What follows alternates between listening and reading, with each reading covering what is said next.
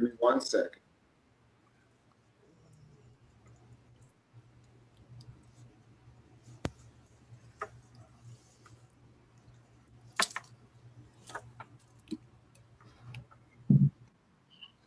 All right. Let this be right. All right. Here we go. That's alive and well. Let's go to this share screen and okay, here we go. Doreen, would you kindly take the honors, Doreen? And pleasant good evening. Welcome to the class of Steel this evening. It's Friday, the 4th of June, 2021. And we're going to hand straight over to our COO, Her Excellency Doreen Barunji. Doreen, please do your introduction. You're welcome.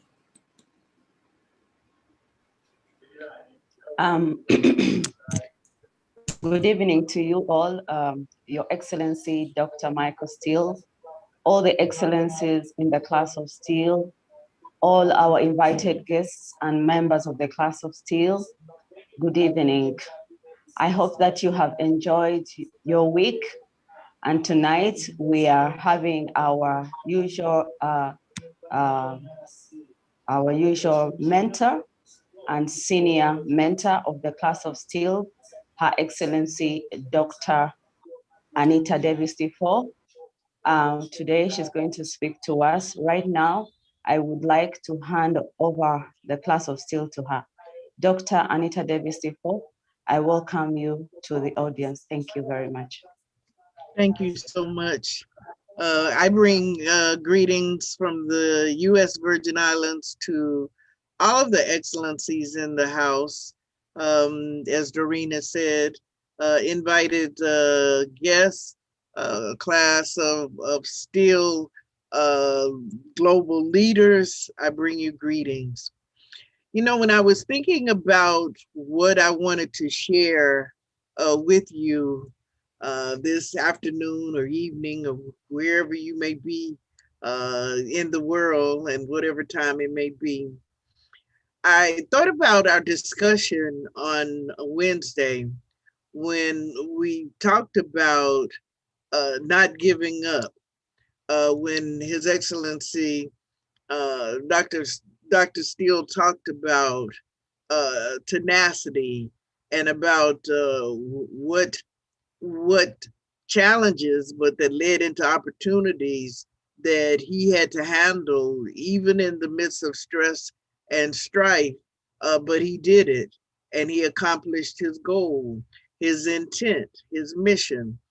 And so I thought about what in this season, a season that's still filled with so much uncertainty, a season that now more than ever we see the impact of leadership, good and bad, on families and communities, governments and nations.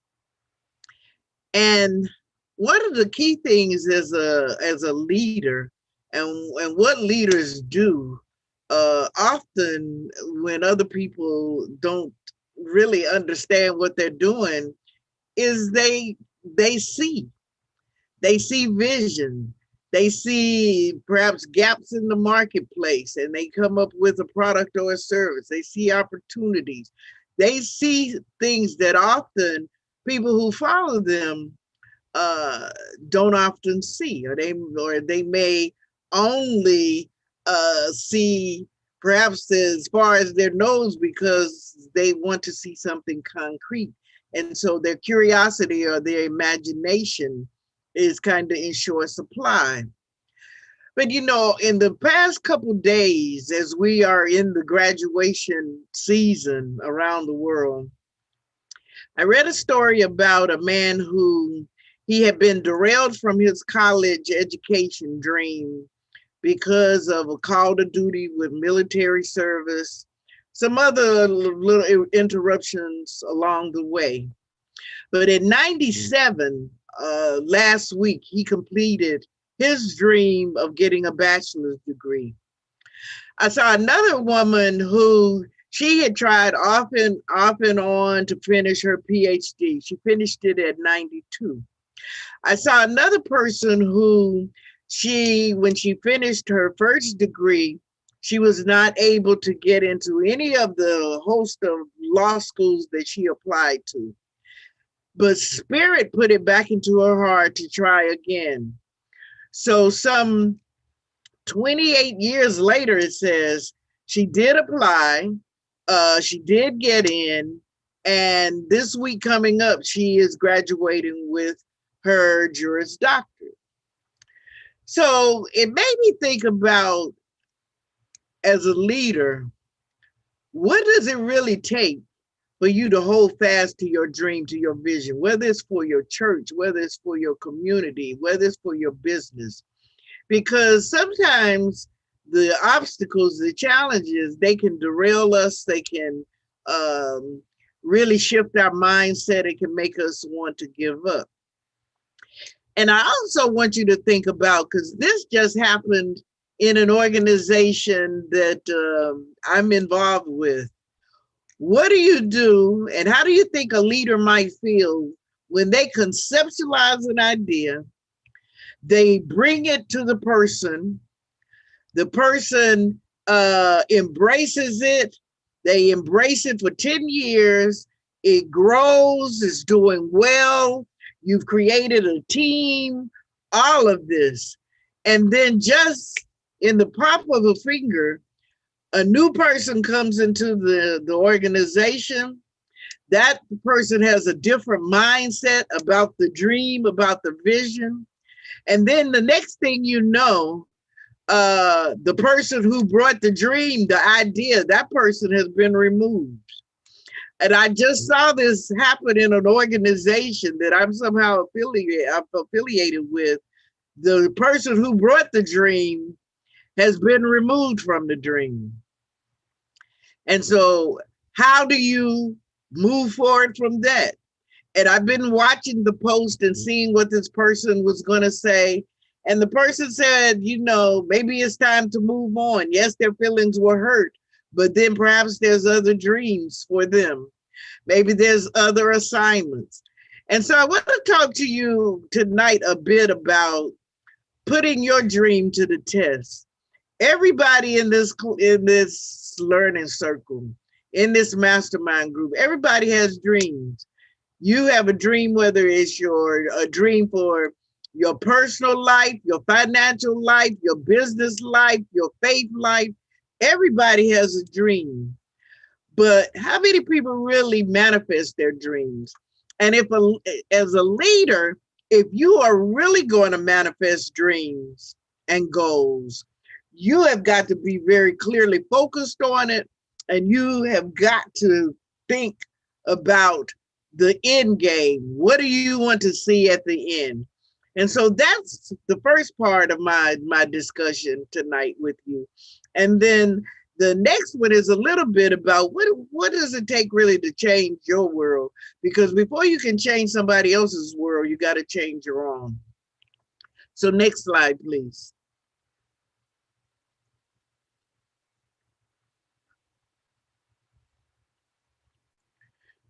So when you think about a dream, a dream is really a picture. It's a blueprint. And typically it is somehow aligned with your purpose and your passion and ultimately your potential. Everybody has potential, but does everybody use it?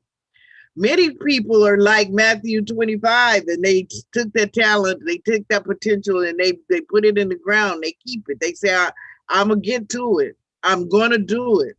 I'm gonna get started when this happens. Potential is worthless if it's wasted and if it's not maximized, if you don't tap into it. And your dreams are your guideposts. When you get those murmurs in your heart and your spirit, those are just lights telling you what you should be doing, where you should be going, who you should be engaged with. I call them divine downloads. because many times some of the ideas that I have been able to manifest, they've come to me in a dream, or they've come to me when I've meditated in those quiet moments. And they always seem to come when I'm near some body of water. It's something with water in the spirit. So as I'm talking to you, I want everybody in this circle tonight to think about, what is your dream? Reflect on your dream. If you don't have your dream written down somewhere, the odds of you accomplishing it are not very good. What we don't commit to paper, what we don't really focus on, we tend not to achieve. So whatever your dream is, write it down. Write it so you can see it each and every day.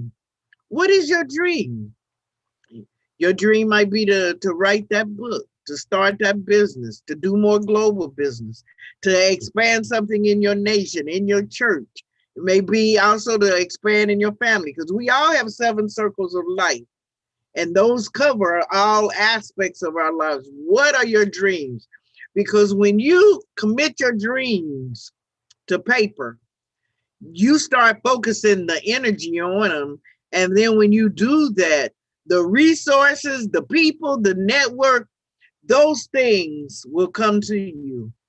That has been always what I have been the case with me. Once I focus and I committed to paper, it's like God, the universe. It's almost as though it's saying, Anita, I hear your cry.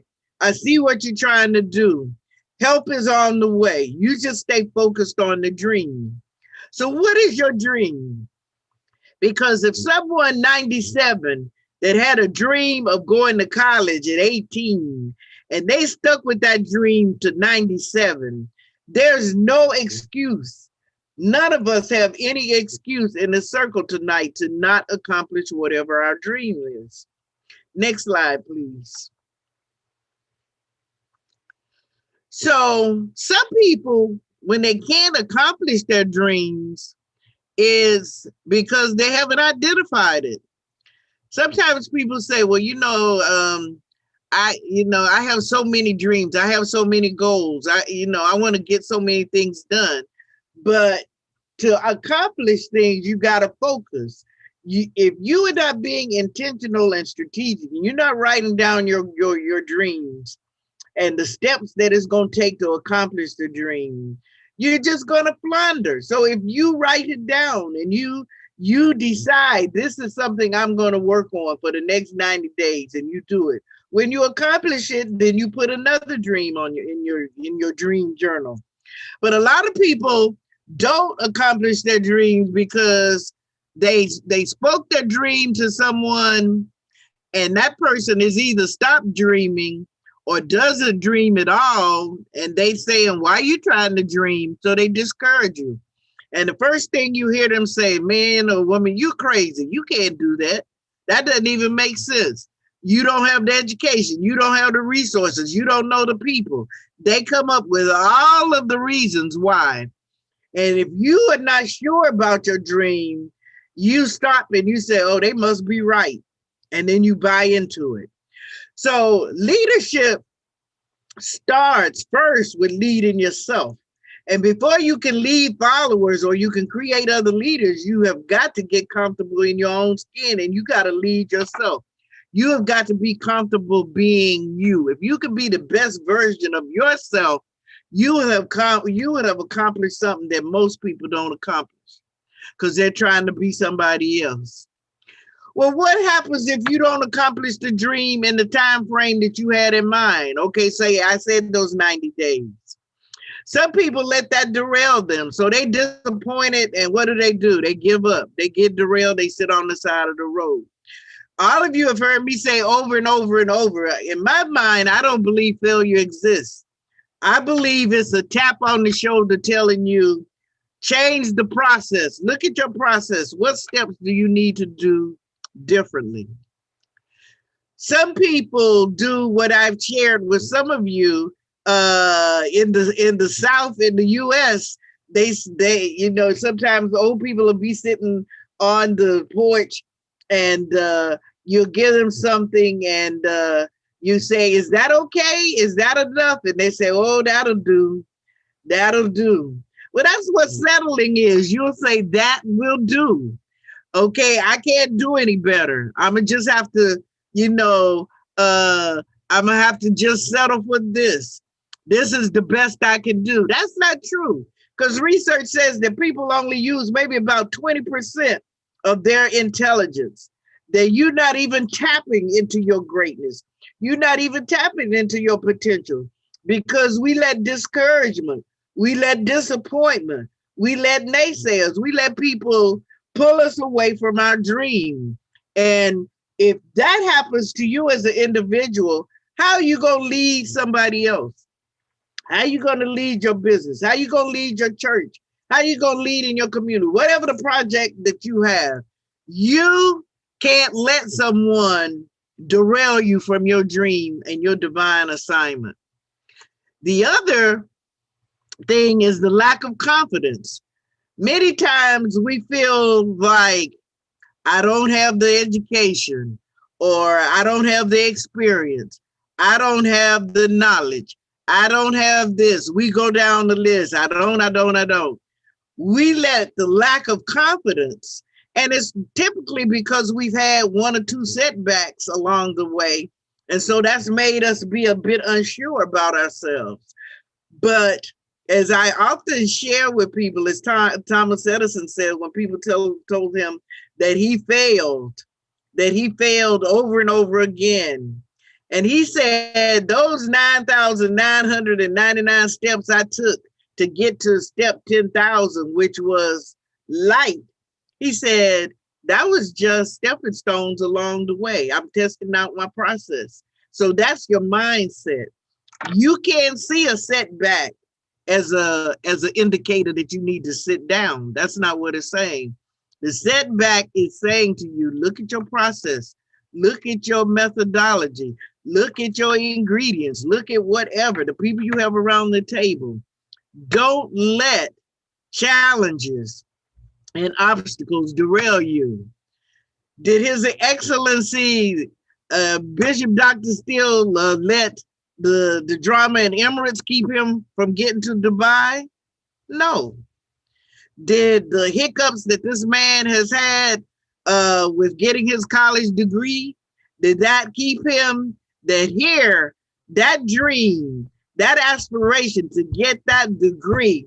Here this man is 97, when typically in the mindset in today's world, people want to write you off when you get, certainly in your 90s. It's gotten so now they want to write you off when you get in your late 40s and 50s. That if you're not a millennial or a Gen Z, if you're not sure of yourself, you start really doubting yourself. So these are 4 reasons why people often don't identify your dream. Well, how can you accomplish the dream if you don't know what it is? So you need to be clear about what is it that I want to accomplish in my church, in my community, in my business, in my family, wherever your dreams lie. Next slide, please. So when you look at highly successful leaders, look at these percentages. 100% of them definitely got a dream. And I'm sure that everybody in this learning circle has a dream. Look how many give up. Half people give up. It's too hard. I had too many setbacks. It didn't work out like I planned. I didn't have that microwave moment, and I didn't accomplish this overnight. Half of the people give up. 95% of successful leaders, they accomplished their dream. And then look, and same amount was frustrated at times. So frustration is going to come. Disappointment is going to come. Discouragement is going to come. But the test is, how do you face them and how do you move? Because if your dream is that important to you, if it answers a why for you, and it doesn't matter, like I said, whether it's in your personal life, your financial life, your family life, your social life, your business life, whatever. If it is important enough to you, you will keep on working on it. Next slide, please. So when you think about putting your dream to the test, in his journey, John Maxwell has identified 10 things that he says test your dream, that you should consider. And these are the 10 things that I'm just going to share with you a little bit. When you're looking at your dream, to think about your dream and to be sure, one of the first things, and you can go to the next slide, please, is the first test of your dream is ownership. Well, whose dream is it? Many times people are going after a dream that's not even theirs. So you got to ask yourself that, do I own this dream? Is this my dream? Or is this my mother's dream for me? Or my father's dream for me? Or is this my wife or my husband's dream for me? The dream has to be yours. Because if the dream is not yours and you are trying to manifest somebody else's dreams, you're going to have challenges. It won't feel right. It'll feel like a big weight on your shoulders. It'll zap your energy. That will even put you to sleep because you're not interested. It won't be it's not fulfilling to you because it's fulfilling to others. And other people really have to stay on you about working that dream because it's not yours. But look on the flip side, if it is your dream, it feels right. When you working at it, you don't even feel like you working. You know, your spirit starts to sing. You get all fired up. I know when I'm doing stuff that's in my that I call my dream machine, I feel it in my spirit. I feel it in heart. It's like some beautiful music. You know, your dream will keep you up at night because you want to work on it. It's something you would do even if you couldn't make money from it. Nobody will pay you for it, but you still working at it. Your dream, of course, is going to take you out of your comfort zone. As I told you, my dream was to do some mission work. And as it had it, my first mission was to El Salvador, where my Spanish was rusty. And I was asked to give a sermon. I was way out of my comfort zone, but I refused. I refused to manifest that dream. So sometimes you got to do it scared, and you definitely going to have to do it out of your comfort zone, because the stuff that you really want, the seeds to your dream, typically they out of your comfort zone. But you will feel fulfilled, and you just have a feeling of happiness in your spirit because you own your dream. You see your dream. I often think about when I'm on Zoom, this guy, I'm sure, I haven't read his whole story, but I know when I first had Zoom, most people didn't have it. I'm sure there's people told this guy, you crazy. Nobody gonna meet online. Nobody's gonna be talking online. This product, you wasted your time. And look, everybody now saying they got Zoom fatigue because everybody's on Zoom. So you can't let anybody stop you from pursuing your dream. There's a book called Unstoppable, and it talks about different people along the way. It mentions Ray Charles, who he was told, nobody want to listen to you. Nobody want to hear your songs. Diana Ross is mentioned in there. They told her she didn't have a voice. I don't know if some of you remember, there used to be the Walkman, and they wanted to move from Walkman to the iPod, and they told the guy, you crazy. If you listen to people and you let them derail you from your dream and your divine assignment, you'll miss it, and you're going to miss fulfilling what your divine assignment is on the earth, because nobody can do what you can do. Nobody can accomplish. Nobody has your assignment. Just as your DNA is unique, so is your divine assignment. So first thing, remember, own your dream. Next slide, please.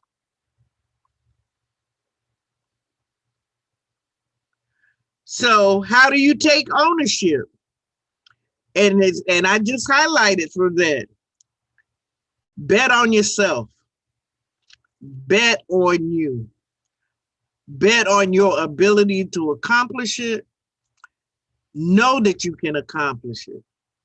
Many times we will bet if you were a betting person, and if you want to change it, if you're not a betting person, but invest in yourself. Believe in yourself that you can accomplish it. Lead your life.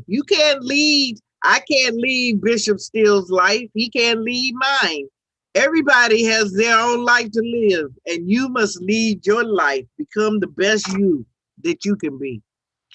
Love what you do. Love what you do. When you love what you do, you work hard at it, you become an expert at it, and the more you grow your expertise and your knowledge, the more opportunities and the more doors it'll open for you. Don't compare.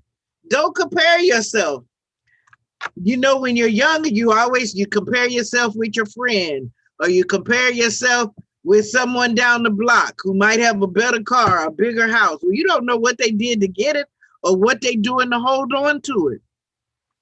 The only person you need to compare yourself with is that handsome or beautiful face that greets you in the morning, yours. You compete with yourself. You ask yourself, am I better today than I was yesterday? Did I learn something new yesterday that I'm using today? That's the only comparison you need to make. Did I grow from 2020 to 2021? Am I growing? Am I learning? Am I adding value to myself? That's the comparison. And you got to believe in your vision. If you look at all of the people, when I look at Walt Disney, when you look at all the people who accomplished stuff late in life, they believed in their vision. They didn't let people discourage them. They didn't let anybody make them feel like this is not possible. The next thing is be clear. Be clear. You must have clarity. What is your dream? What is it? When you don't know what your dream is, how you gonna put it to the test? And you certainly can't accomplish it. Be clear. What is God saying to you? What is Spirit saying to you? What is it you're supposed to do? And I've shared a couple times on here, Spirit had told me 4 years before I left my job, it was time for me to go. Spirit was saying there's some other purposes for you, your life, your work. For a while, and I didn't have that sense of clarity, and I let fear and stereotypical thinking and environmental nurturing make me think, okay, you are vice president, you making great money, you need to stay at this job. And I kept trying to do it. And it was certainly trying to put a square block in a round peg. It just didn't work, to the point that it became clear that it, and I had clarity on that day, as I've shared with you all, that it was time for me to go and to get out of the nest of that job and go and do my Father's work. I always said that I was, a servant leader, that I worked for the kingdom. I was doing work for several ministers, but still I sat there at that VP job for 4 years extra when I knew it was time to go. So you want to be clear. You don't want to put your dream on hold, because as I said too, we all get that 86,400 seconds each and every day, and the clock is ticking. So you can't say I'm gonna get to it tomorrow. You can't say I'm gonna start tomorrow or I'm gonna start next year. You got to be in the now. No opportunity wasted. You got to get started. I don't care if you don't have all the pieces, all the answers, all the resources. Start. Put one foot. Take that first step. But be clear on what it is you want to accomplish. Be purposeful and align it to your passions. Next slide, please.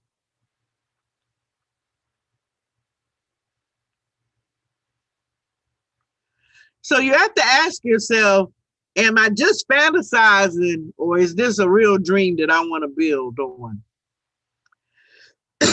Excuse me. And you see, there's a big difference between fantasizers and dream builders. If you fantasize and you just saying, well, you know, hey, I'm gonna be lucky. You thinking about, well, when I get this, when I create this church or this business or whatever, you are just focused on the end when I get there. You minimize the value of work. I was saying last night in a leadership group that the only place that success comes before work is in the dictionary. And if once you get that little joke, you realize you got to do the work. You have got to do the work. And fantasizers, they look for excuses. You know, they cause isolation. They waiting. They won't take much risk because they don't want to risk whatever they have. They just fantasizing about the dream. But real dream builders, if you look at the opposite behaviors, they discipline the habits. They do whatever's necessary each and every day. They take a step. They thinking about the journey. They know that there may be some bumps along the way, but they could embrace the journey. What did I learn from the journey? How is this going to help me to build? And as the current president is saying, his slogan, build back better. And that's what he's trying to do in America. And that's what we all have to do each and every day when we're pursuing our dreams. Then you might have a hiccup, but then tomorrow you build back better. You keep building. You know, you are focused on solutions. You don't talk about the problem. Yeah, you got to look at the problem. But you look at it for the purpose of analyzing it and figuring out, how am I going to solve it? You stay possibility focused. I can't say that enough, because too many times we focus on the problem. We focus on what we don't have. I don't have the money to build my dream. I don't have the resources. I don't have the knowledge. And when you look at so many dream makers, dream fulfillers, they didn't have the money, but they had the passion. They didn't have the connects, but they sought them out. And this is one reason why I always, even if I don't like their lyrics, I have such an appreciation for a lot of those guys that started out rappers, but most of them are businessmen now. But if you look at any of their stories, most of them started selling their music out of the trunk of a car in Brooklyn. Most of them made their little tapes, but they were passionate about the music, and they sold their music out of the back of their car. There's this phenomenal pianist, jazz pianist. He's from Chicago. He started and he made his first CD in his dorm room. His name is Brian Cufferson. If you see his career now, he's on CD number 20. He started when he was in college, had a little synthesizer, and he started in his room. Start wherever you have to start, but get started. They promote teamwork, and they analyze and they calculate the risk, but they keep moving, because that's what entrepreneurs and that's what dream builders are.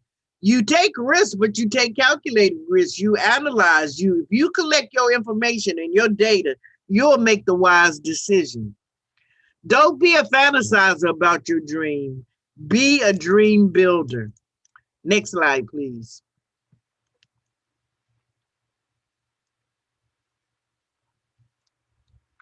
Reality. Do the reality check. Are you gonna deal with, trying to put in the least bit of effort and think that that's gonna make your dream come true? Or are you gonna consistently do what's necessary to get the good results that you want? Building any dream takes work and effort. Ideally, when you are a true leader and you are comfortable in your own skin, that's building your dream with other people. Because the reality of it, to build your dream, you always need someone else, because we always don't have the expertise in every area. And it's finding people who you can trust, who embrace your dream, who you can work together, and it's value added. They offer something to you, you offer something to them. You may even barter, but take steps, but be based in reality. Your dream is going to take some effort. Next slide, please. What is the reality roadmap? What do I must do? Well, you start at that certain place and say, okay, this is my dream, and this is what I need to do to accomplish my dream. And then you think about, what is going to be my next step? What do I need to do? I've started at this place. What steps am I going to have to take to get me to where I want to go? And that really becomes your reality roadmap. But you got to get started. You're not going to accomplish your dream if you don't get started. If you're just talking about your dream, but don't take any steps, you're not going to get started. You have to decide. You have to decide. Go back for a minute, please. You have to decide, what you do naturally, as I said, and then think about your habits. What habits do you need to help you accomplish your dream? What is it, looking at the television 30 minutes, 60 minutes less a day? Is it looking at your schedule? Is it writing? If you're working on a book, writing 2 hours a day? What is that habit that you're going to need that's going to serve you well to get you to your dream? Think about it, because our habits make and break us. Our habits and our choices are really become the tapestry of our lives. So think about, what are my habits? Are they serving me, or are they disserving me? What is the habit? And then from that, you're able, by those habits, those choices, those actions you take, that gets you to start unleashing your potential, your creativity, your curiosity, your innovative thinking. And that is what builds dreams and helps people to realize their dream. Next slide, please. Number 4 is passion. When you've taken to put your dream to the test. If you don't have passion for something, you need to really reflect and say, is this really my dream?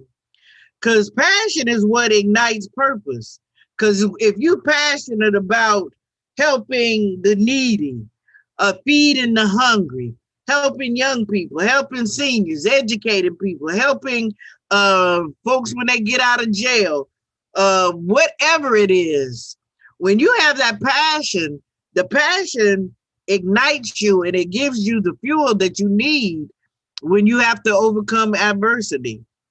It helps you, to figure out, okay, who do I need to partner with? Who do I need to reach out to? Who is the collaborative partner that I need? And when you have passion, it increases your chances for success, because things that we are passionate about and things that for somehow link to our personal why, we put energy into it. And your passion should be, and you're thinking about your dream should answer the why. Why are so many people hungry and homeless? I got to do something about this. Why are so many young people seem to be so hopeless and have lost their way? I got to create a program about this. I have so much content and information I want to share, and I want other people to get access to it. Oh, I need to write a book. I need to do that. Passion drives purpose, and purpose drives persistence. And with persistence, we're able to prevail. I always call that my 4 P's. If you got passion, passion will help you identify your purpose. And when your purpose, I'll repeat it again, your purpose will make you be persistent, because you are so driven by purpose. And in the end, you will prevail. Those are my 4 P's. Next slide, please. Well, what's the pathway? How you gonna get there? How are you gonna get to your dream? Think about it. What is it gonna take? How, when, where, what role, what roads are you gonna have to take? So when you're thinking about your pathway to your dream, you think about what's all the different possible ways I could get to that outcome, that dream. Then you think about what are the actions I need to take. And then you think about I have these 5 actions I could possibly take. These are my options. Then you think about which ones are best suit you, which ones align with the resources that you need. Get rid of those things that are not essential, that don't serve you well, don't serve your dream or your purpose or your passion. And then you embrace the challenges that you will face, because we all going to face challenges. Nobody accomplishes anything without some effort, some resistance. Even people who have everything given to them on a plate, and they are born with what was referred to as the silver spoon. Their lives are no magic carpet ride either. So we all have to be prepared and have a mindset that we will face challenges, but that we are equipped to overcome them. So know what the pathway is that's going to get you to that end result. Well, number 6 is people. You know, John often tells us that if you got a dream and you can accomplish it by yourself, then it's really not big. It's not much. It's really maybe like just a little chore. If you could do it by yourself and you don't need other people, your dream, you're not dreaming big enough, and you're not dreaming divinely as you were instructed to. Because all of us can be more, do more, achieve more, and impact more. So you need people. Now, yes, you need the right people, because everybody doesn't come to the table authentically. You can't trust everybody. People don't always have the same core values, but your spirit will lead you. You'll know who you need to partner with. You'll be able to tell it. Most of the time, though, when we have bad experiences, our spirit told us that wasn't a good match to begin with, but we try to go around spirit and think that somehow we can work it out, make the person change. No, you can't change anybody, because you can barely change yourself. So when you get those inklings, don't try to force a door open. That goes for your dream or with people. If something is for you divinely, the things will line up for you. The same with people. I have found in my journey over the last 14 years now, once I finally got the courage to leave the job, the resources, the opportunities, everything, it's a result of people. Someone asked me a question about this yesterday.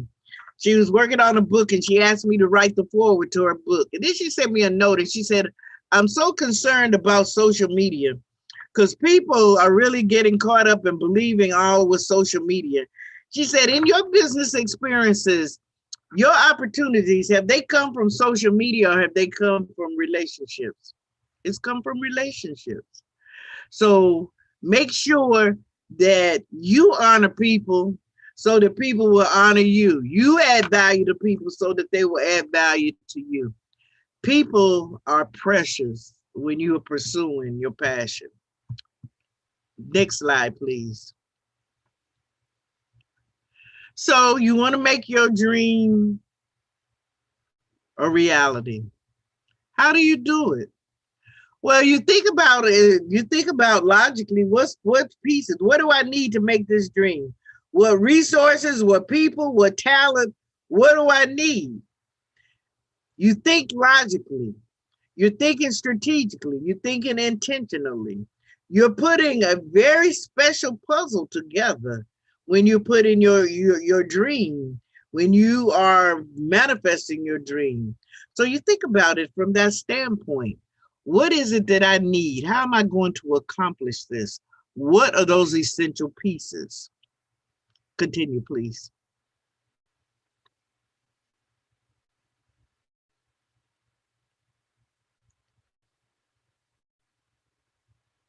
So once you have thought about logically, then you think about, what is my dream gonna cost?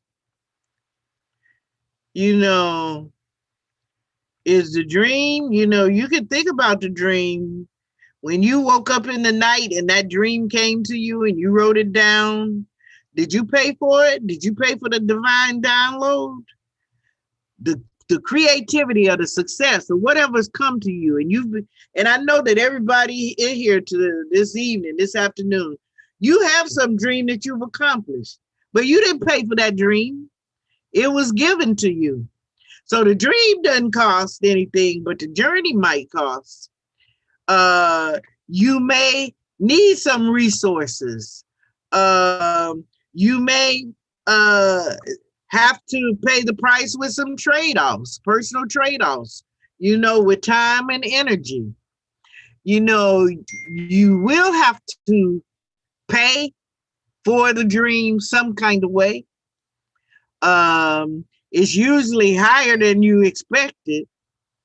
You might have to pay for it more than one time, maybe in your time, maybe overcoming a setback.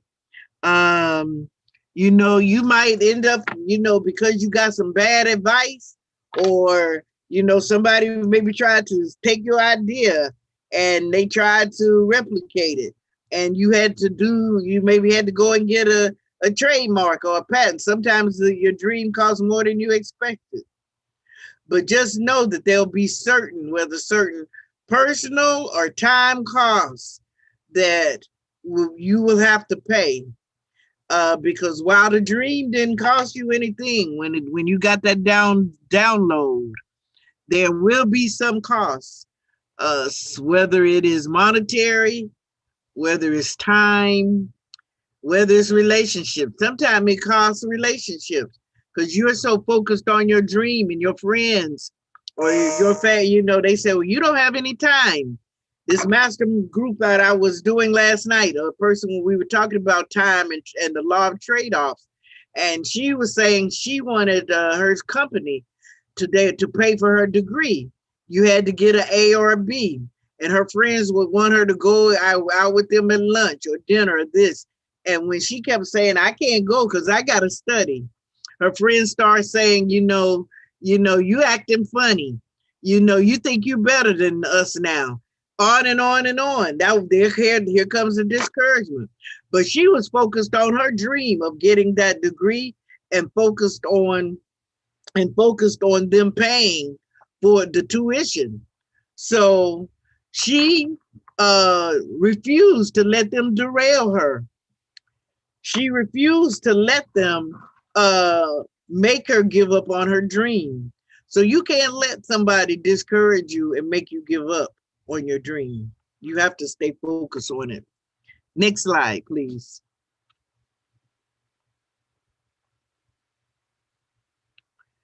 Tenacity. So you can't quit. Quitting is not an option. Many people, when they hit the first roadblock, they on the side of the road. Some people, their dream, either it wasn't that important to them or whatever, they gave up. So you have to ask yourself, because you don't want to put all the time and energy and then you give up. When you are pursuing a dream, you have got to have tenacity and you got to stick with it. You have to decide that you're in it to win it, that you're not going to give up. What is it that you're going to have to do? What is it that is going to make you be successful in accomplishing your dream? Is it learning something? Is it changing your thinking? Are you going to move forward when everything is not perfect? Of course. That is what tenacity is. You keep on moving. You keep on trying. They often talk about Abraham Lincoln. Go to the next slide. How many times did he run before he became president of the United States? You have to think about what resources do I need? Think about that. You have to think about, have I exhausted all of the possibilities? You keep asking yourself the 5 whys. Why? What do I need? Why? You don't give up. When you are in the race for your dream, when you are advocating for your dream, you have got to have tenacity. Next slide, please.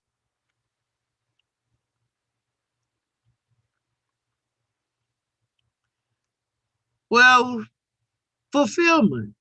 Is your dream going to fulfill something that is deep and near and dear to your heart? Are you going to feel a sense of accomplishment?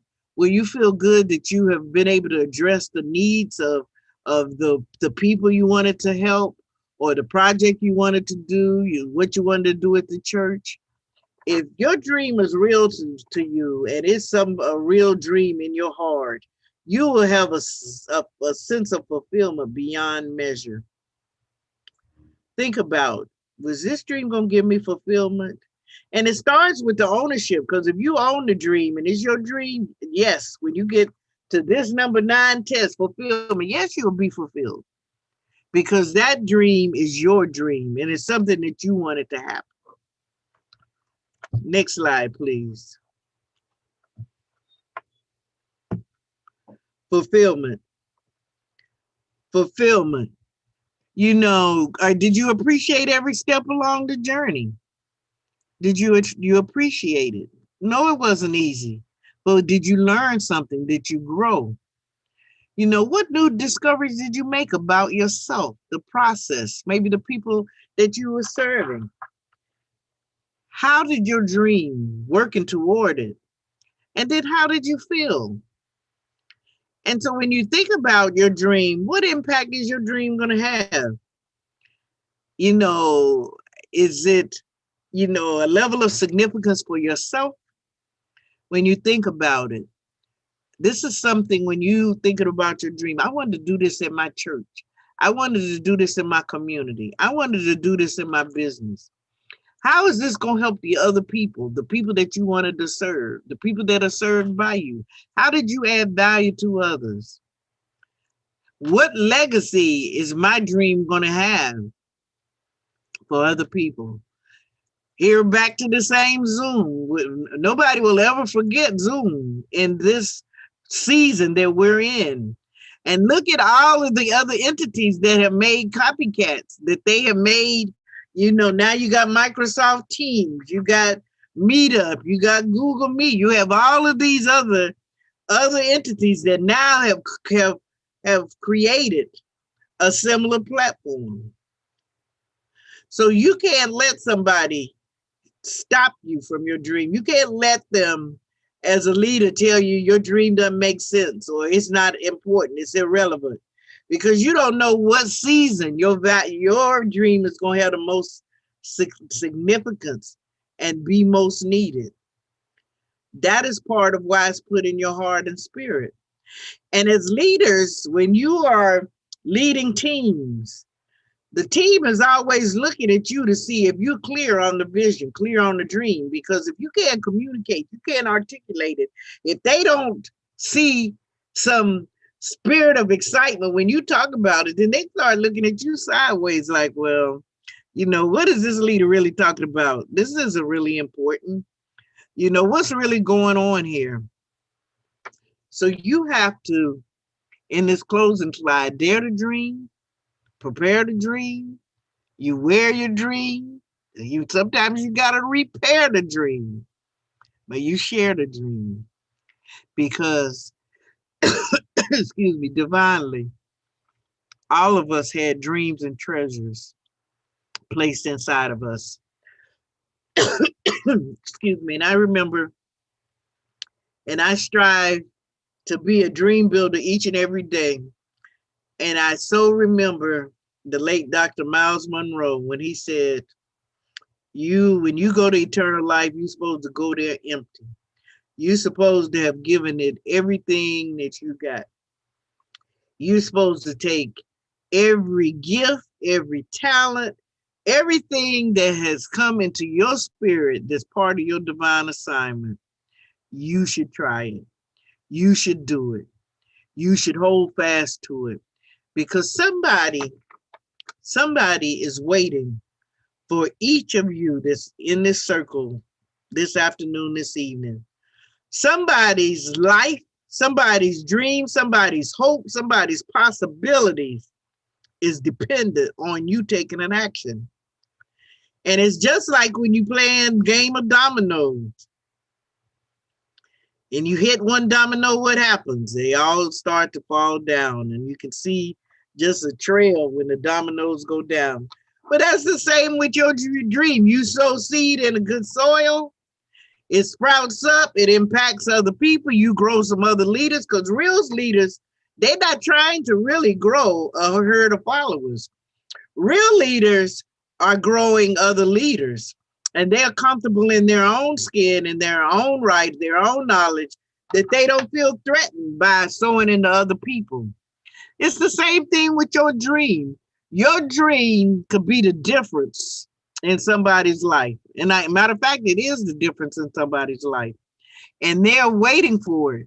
And so as leaders, we have to constantly build ourselves, equip ourselves, encourage ourselves, so that when we, as all humans do, when we're challenged and we want to give up, that we know we are in divine journey to our dream that was placed in us for us to fulfill.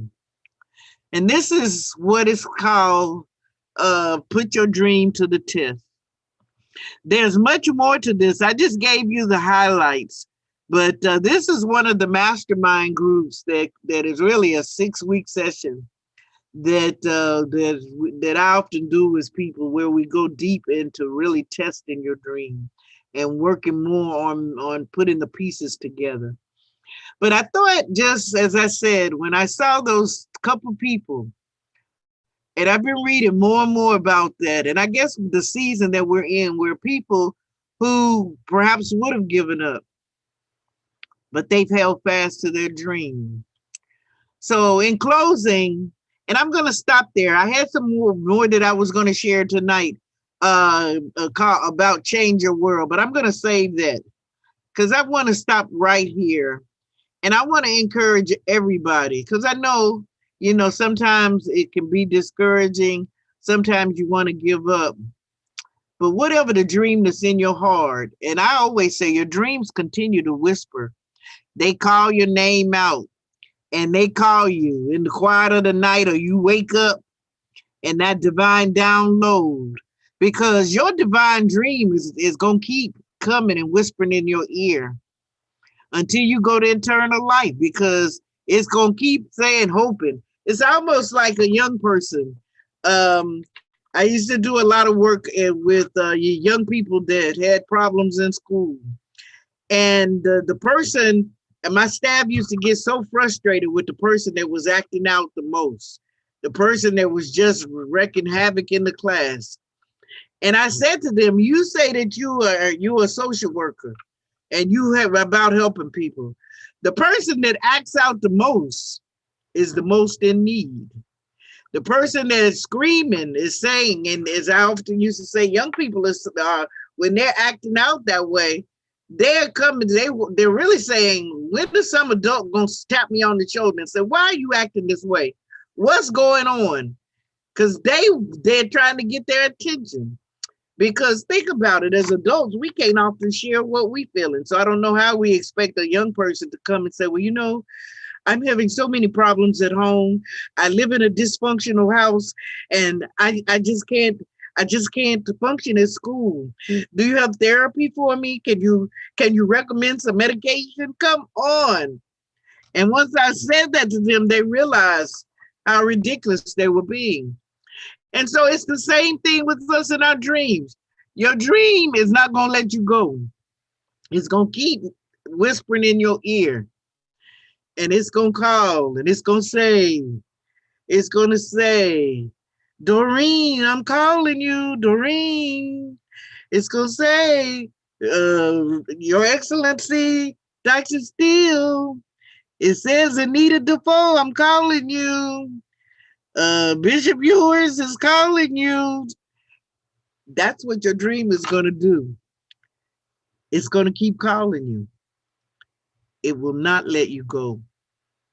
So I say, focus on your dream. Figure out what your dream is and pursue it with tenacity and passion and vigor.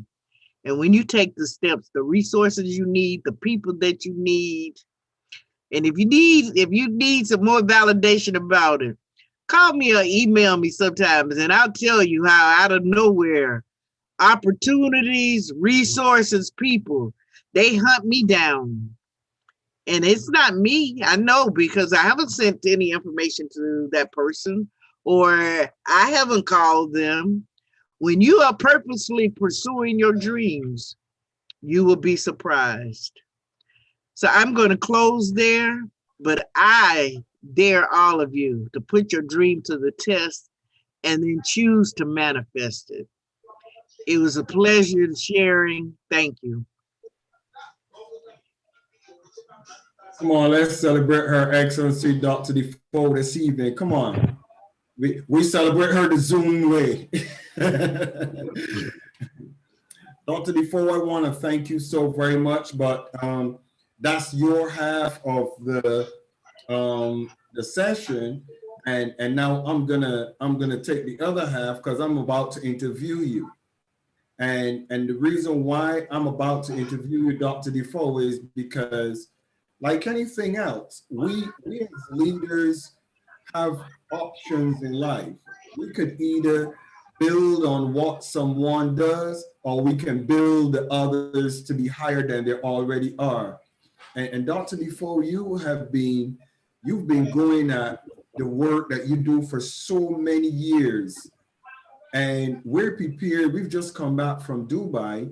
And I just want you to know that this broadcast is actually streamed live on your LinkedIn profile. It's actually streamed live on Facebook.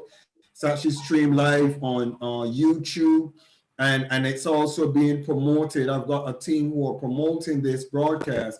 And first thing, I want to commend you on such an excellent presentation. But I want to ask you a very important question, Dr. DeFoe.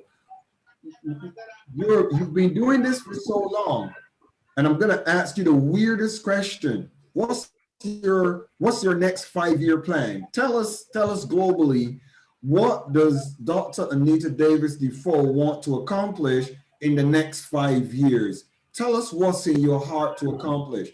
And it's going to start when you join us in Dubai, because we're back in Dubai on the 29th of September. We're going to be back in Dubai again with Leaders Without Borders, and you're going to be one of our speakers, but with a different hat. But what does Dr. DeFoe see for the next 5 years? What's in your heart? Well, there's two things that is in my heart, and this has kind of remained consistent. When I stepped out in 2007 to answer what I felt was the divine call on my life and my work, I said to God that day that I wanted him to use me. And I said, use me to be a light and a source of information wherever I am in the world. I said, order my steps. Any information that I know, any things that I've been able to accomplish, I want to share those. I am a social entrepreneur. I'm a global solutionist. And so my greatest joy and what I want to accomplish in the next 5 years is to teach people not how to just fish or make a fish sandwich or catch a fish. I want to show them how to open a fish business, how to have a fish franchise, And I use just this, the idea of the fish, but I want people to understand how to take social entrepreneurship principles and use them so that it becomes a tool to eradicate poverty, but also to help themselves. Every day, I get at least 3 to 5 calls with somebody wanting me to write a grant for them. They know I have written grants and that I know how to do it, and I've had some level of success. But that's not a way to run an operation. That's not a way to sustain it. I was on a call with a group of faith leaders in Bermuda the other day, and they have a big heart for mission, but they don't have any money. And when you look at entities, whether in the faith community, whether they're community-based, they have embraced business principles into their work. And so teaching people, teaching organizations, teaching other social entrepreneurs, that's something that is very big in my heart. That's one thing. The second thing, I am working with a millennial, a Gen Z person who we have, well, first of all, he is amazed at how my steps have been ordered globally over the years through really sometimes my own effort, but just by gifting and opportunity. But I said to him one day in a conversation sitting in Atlanta, I want to be able to seed projects. I want to be able, I want to be the female Garmin Bank. Like, I want to be able, because in many instances, especially based upon the currency exchange, an entrepreneur may need just a little bit of money to start a business. So I want to be able to give out grants and give out small micro lending loans. And so I'm working with someone, we've been working on it for the past year to create what we are calling, and I will give the name because the name is not going to change. We're still ironing out the final details, but it is called the Women Enterprise Bank. And this will be a global bank lending that will provide small to large funding opportunities for entrepreneurs around the world. And we're also working that we will build an asset and portfolio so that we're able to give these funding opportunities for a lifetime. I've been lucky enough, people that are kind of in my tribe from Nigeria, my tribe across the Caribbean, Egypt. I have a board of women that are entrepreneurs that have agreed to serve. And so those are the two big things that I want to accomplish in the next 5 years. And it's about impact, and it's about passing on knowledge so that people know how, because we're talking about the same issues we've been talking about for the last 30, 40 years. We still talking about poverty. We still got homelessness. I mean, when you look at it, and even you look at countless organizations that say they're helping people, really it's just putting a Band-Aid on it. I want to see some sustainable solutions. And so that's my goal for the next 5 years. What would you have for business leaders in Dubai? You're gonna have an opportunity where you'll be speaking to global decision makers. And what are you going to really pull out that you think needs to change or needs addressing? And we're looking at post-COVID, and we're looking at all the dynamics currently. What do you see your input as a woman in business, a past entrepreneur, a current entrepreneur, and equally you're still a mentor and a trainer? What do you see that is so needed to be heard by investors, businessmen, leaders at this critical time that you really are preparing for Dubai in September? Well, what has come into my heart is really the power of two things: import, export, and the power of franchising. that if you look at all of the major the brands, and when you look in brown and black communities, we are 2 to 5% of franchisees. We buy franchises, but we don't franchise our own things. And we don't take our businesses. Many businesses that you go to any Caribbean island, you go, when I've been to Africa, you see businesses that have been there for years, and our mindset has not had us to think about franchising. That creates generational wealth. That, when you look at some of, you look in Dubai, you look at some of the other places, you look in Asian community, Hispanic community, you look at how they operate. They use franchising. They do an import and exporting. Those are the kind of things. So those are two things that I want to point out. But I also want to point out something that is referred to as the girl effect. They talked about it at the World Economic Forum, and many economists talk about it. Kwame, what is his name? Kofi Annan, rather. He talked about it. You look at the World Economic Forum, they talked about it. The girl effect is really considered a best practice when it comes to economic development and business. And what the girl effect says is that if you invest in a woman and a woman business, your return on investment is tremendous. Because, and most of you have probably heard the proverb that when you educate a man, you educated the boy. When you educate a woman, you're educating a nation. Well, it's found even a step further in the World Economic Forum. They talked about this and really said this should be an economic development practice. Women, and just using the US dollar, and it probably would vary what you would call it from nation to nation based on their currency. But what they found, for every dollar that a woman makes, 80% of it she puts back into the local economy, because she makes the buying decisions for the family. Typically, she does a lot with the money compared to the investment of a man, which is 60 on the dollar. So investing in women and educating women and supporting their business is just a good economic development practice. And women still are not fully embraced at the table. There's still some biases when it comes to women as entrepreneurs, even women consider business. So those are three things that I think need to be as we are. And I don't think we're going to be post-COVID for a minute. I think we're just learning to live with COVID for this next year or so.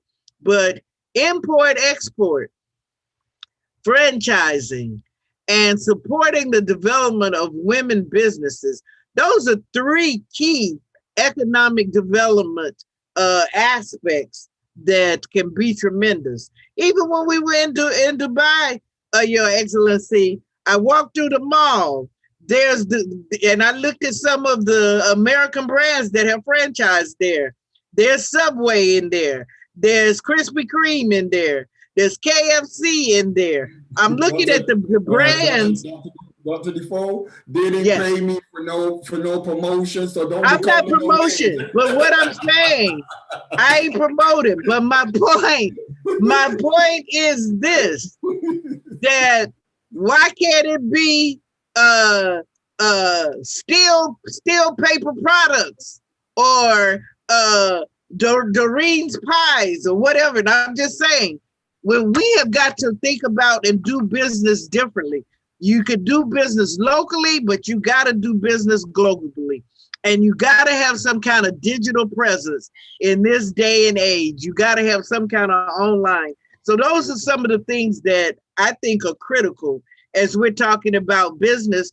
And as we're talking about business in Africa, because I've seen some of the challenges with businesses in Africa, because everybody's not visiting Africa. And if people in Africa don't have a family member somewhere that can take the stuff for them or can somehow help them, their supply chain is messed up. They're not able, to really maximize, because in this global world, the world is your business. And it goes based on relationships, and it goes on networking. I'll give you this last example before I be quiet. My client here in the Virgin Islands typically gets their graduation stoles from Kenya. And because of COVID, and they wasn't sure they were going to have the graduation, they got a bit off schedule. I called my colleague who is from Ghana that lives in Rhode Island. He called his colleague who is a travel agent, but he's from Ghana, there in New York. He called his person who is there. When I was in Ghana, I didn't go to where kente was made. I went to some of the other places, but the city, the place that they told me where the kente is made, the person in New York calls the factory person he knows. I send them the picture of what the school here had last year. They got the picture, sent the logo, they made the stole, they made the matching mask. They just had graduation an hour ago here, wearing stuff that came from Ghana. Now that's supply chain. That's connecting. That's the village supporting each other. That's import, export. That's what we got to do more, because we're getting left behind when you look at other villages, other ethnic groups, how they work together. We have got to shift our mindset and get back to Ubuntu. And Ubuntu, we need Ubuntu, and we got to get Ubuntu if we are going to thrive 2021 and moving forward. Dr. DeFoe, thank you so very much. The final question that I have for you is, a lot of individuals have been to these trade shows and these global events, etc., and there are negative opinions about them because some people think they have no value being there. It's just a show, etc. You and I know different, because over the years, we've traveled extensively to conferences, to seminars, to trainings, to workshops in person. I want you to give some strength to the necessity for what is on ground rather than the virtual. What different do you think is on ground when we're in these conferences and these seminars, that even though you might be able to see them via Zoom or technology, what difference would you say is worth the money? It's worth to go do it, go get it. What difference would you say? Well, this is an artificial experience, and you can never capture the heart, the essence of the spirit of somebody in an artificial setting like this. This is artificial intelligence. So this is not the person. You can't, there's a lot to be said with doing business with that handshake. Yeah, you may use the hand sanitizer after, but shaking hands with people, being in the same room with them, talking, all of the contracts. And I often say this, Your Excellency, where would my business be if I actually marketed? Because over the 14 years, my experiences, my opportunities, the work I'm doing right now here in the Virgin Islands, the first time I even came to Dubai, it was based on relationships, the relationships that I made in a room. And so I don't care how much we get of artificial intelligence. There's power with being in the room. You make connections. You find that, yeah, you may exchange the business cards, you talk about the business, but it's, what do you chit chat about on that coffee break? When you talk about opportunities. In Dubai, I met someone who has a program there in Atlanta. When I met someone else when in a coffee break from Nigeria who knew the person who I came there and did training for, because she worked. So there's a lot to be said that you can't capture in this kind of artificial setting. And business deals are really made face to face. People are not, you may because you're having to do it, but when the rubber meets the road, business deals are made with people sitting across the table from each other. Business deals are, made over a meal. They may be made on the golf course. They might be made out on a camel ride. But I'm telling you, there is nothing, an artificial intelligence, it may complement, but it will never replace being in a room, having those conversations, having those exchanges, because what unplanned can happen here? Nothing. We on here for an hour or two, we having a conversation, but when you're at an event, and this is what has been my experiences, someone will say, "Oh, I need you to meet XYZ." It wasn't a planned meeting. You can't do that on Zoom. Or they may say, "Come, and look at this project." "Oh, I know the person you need to meet. I'm gonna see if they can meet with you tomorrow." That's not happening on Zoom. So when it's, to me, face to face is always better than being in this artificial. And that's the power of going to conferences, going to events, going to trade shows. That has been the hallmark of what has grown my business over the last 14 years, Your Excellency. It's been being in the room, engaging with people, and those connections, and that is what has been transformation. That's how so many opportunities, whether it's for me writing for magazines, being in, interviewed on different things. A lot of the work I'm doing with the folks in India, it's like it was because I was in a room. So I can't stress the power of being in the room. It ain't being in the Zoom, Your Excellency. It's being in the room.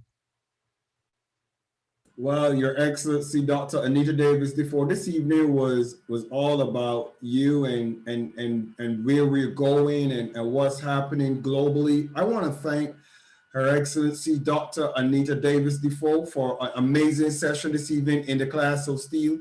And you see up on the screen, we have the Africa Dubai Investment Business Summit. And this is happening on the 29th of September, the 29th and the 30th of September.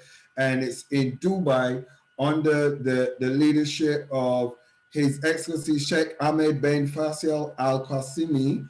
And that is with the Leaders Without Borders Development Center, where we are collaborative partners with them. So us in the class of Steel look forward to being in Dubai in September the 29th. I'm Dr. Michael Steele, and I want to appreciate you for being with us this evening in the class of Steel. Thank you so very much for being with us, and we look forward to hearing from you in the coming days and the weeks and in the months as we grow.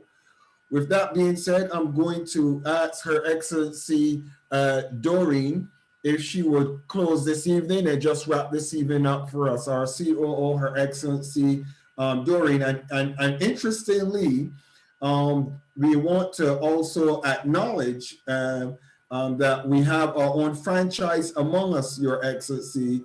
Beyond the Sky Tours and Travel, we have our own franchise that is being set up. It will be continued to be pushed in Dubai and throughout Africa. And Her Excellency Doreen is doing a great work with that, making things happen. So Her Excellency Doreen Barunji, just close us this evening, please.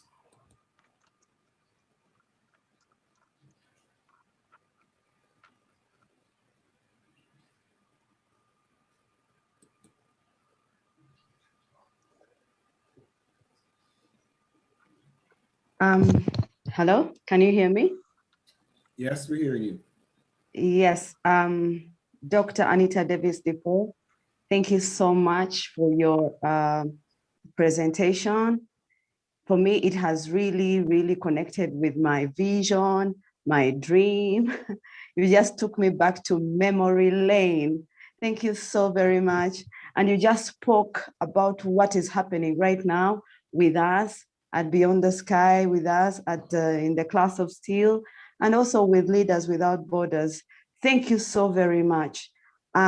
What really stood out for me today was that knowing what does it really take to hold your dream or vision. What does it really take? First of all, I would just like to add on that because I have lived it. Beyond the Sky is over 11 years now, and you can believe what challenges I have gone through. And some of them I have shared with you. And I remember that time when I shared with you, you actually made me feel like where I am, I'm at a point where there is no return. But inside of me, what has been my secret to pursue my dream or to continue to fight on has been the calling, the beginning of the calling for me to start my dream. I remember it was the Spirit of God that spoke to me. And whenever God gives you a dream, just know He wants to elevate you. He wants you to get to a better level, to a better life. So it is important that when you have a dream and your vision, have a stronger power, because there's so many things that are going to come your way. There are so many people, like you say, there are a lot of discouragements. People will look at you and say you don't have what it takes to actually drive such a big dream, like that one of Beyond the Sky. Many times, the first mentor I had was just like Dr. Michael Steele, and he was from the US, and he was from some of those islands below the US. And he would tell me, Doreen, don't worry, you're doing so well. Every dreamer has or every vision bearer has is a word of encouragement. You need people to encourage you, and then you can push your dream. Disappointments. When I came to a place where there were disappointments, I never focused my eyes to it. I said, I will not allow that disappointment to disappoint my vision or my dream. So I just ignored it as though it was not happening. It was not there. And then I was able to overcome and continue. Then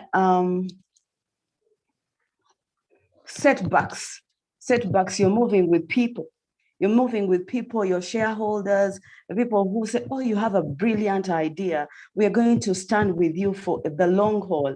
And before you know it, they are no longer with you. They have jumped out of it. And by the time you realize that they are no longer there, so many years have gone by, and you wonder how you have continued to pursue that vision. Meaning that once you reach that point, just know it is not about people. It's all about God with you. So when you stay in the right path with the Lord and with your vision, you can do everything that requires you to actually to succeed it. The vision requires a spiritual being, a spiritual power to be able to fulfill it. And many times you will find people who want to replace. Thank you very much for sharing that. Many times you have people who want to replace your vision, and you need to fight and emphasize and say, hey, okay, you might have a good idea, but this is mine. I haven't yet accomplished it. So it's important that you either, if he has good ideas for your dream, you can bring them together and build a great empire out of it. Because some people, when you tell them about your vision, some good ones feel like they feel comfortable in your vision. So you need to identify what are the intentions behind these people, the people that want to be a part of your vision. They might be even more intelligent than you. They might be more experienced than you. They might have greater experiences and greater connections. Can they bring all that to the table and see that you actually, so that together your contributions are married together? So the intentions of people who come to your vision, you said when you are concluding, you said that we have to dare to dream. We have to prepare the dream. We have to wear the dream. We have to repair the dream and share the dream. There are those people who will want to share that dream. They will not leave you until they see that that dream comes to pass. I have come across those kind of people who have shared my dream. And even those who have gone out of the dream, they feel like they should never have left. They should come back. And many of them want to come back, but the door is shut. Why? Because of the experience when they left. Because of the experience, they were not ready to carry on the setback situation. So you need to be really focused and believe in yourself that you can do it. The dream is so huge. You have to believe. First of all, you need to believe absolutely that you can do it. And you will do whatever it takes to disprove all these people who have discouraged you from the beginning and on your way and on your journey to your success. Help will be coming. You might look at everything and things that are not working. You see you have reached a point whereby you say, if God doesn't show up, if help doesn't come, I don't know, all these years I've spent in this place, something has to come through. You have to remain confident that everything is going to work out together for good. So you have to surround yourself with people who encourage you, people who speak positive in your life, and identify individuals who you can work with the long run. Not these people who just want to see, oh, okay, is it working? Is she fulfilling all that she said? There are those who just come to check and are not there to stay. But for sure, if the vision is from the Lord, He will put everything or every tool that anyone needs or every one of us need to ensure that that dream is seen and realized by so many people, from the young people to the old. The dream has to accommodate each and everybody. So I want to say thank you so very much for this topic that you have shared.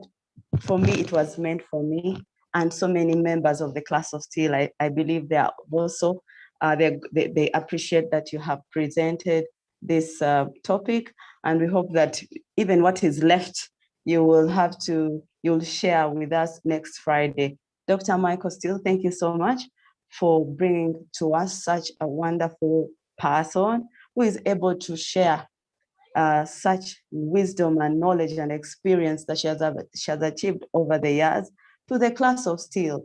And with that being said, thank you so much for giving me the opportunity to give feedback. God bless you and good night. Thank you so very much.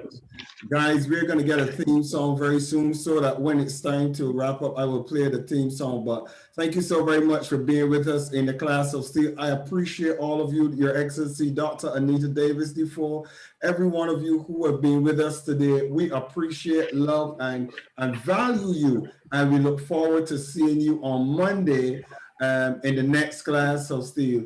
Good night and God bless you from the class of Steel. Good night and God bless. Good night, everybody. Good night. Good night, everybody. Good night, Doctor. Good night. With that being said. So, Dr. Steele, you go get a da-da-da.